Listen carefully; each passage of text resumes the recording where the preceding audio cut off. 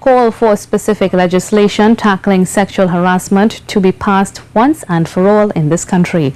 The call comes out of a focus group meeting hosted by the network of NGOs of TNT for the advancement of women, which assessed the relationship between democracy and sexual harassment.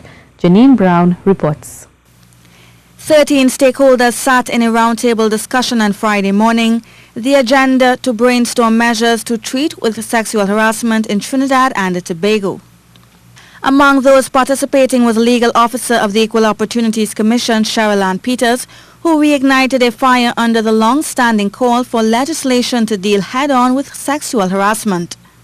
Ms. Peters said the EOC, through the Equal Opportunities Act and the Character Model Bill, already has the mechanisms to treat with the sexual harassment claims, but said legislation was needed to take the fight to the next level. Because sexual harassment is a big issue. It didn't just turn up yesterday.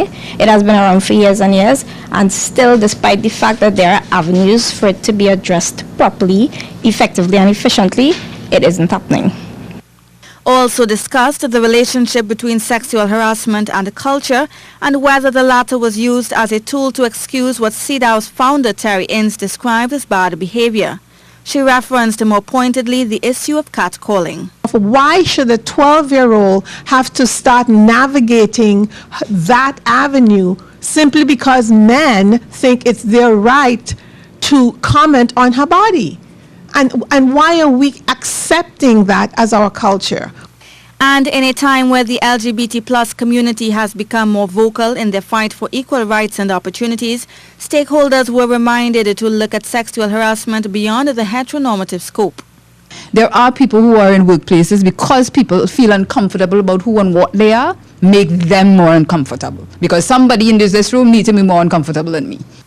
The details of Friday's session will form part of the State of Civil Society report, which the network of NGOs of TNT for the advancement of women will submit to Civicus, an international non-profit organization which strives to strengthen citizen action around the world. Janine Brown, CNews.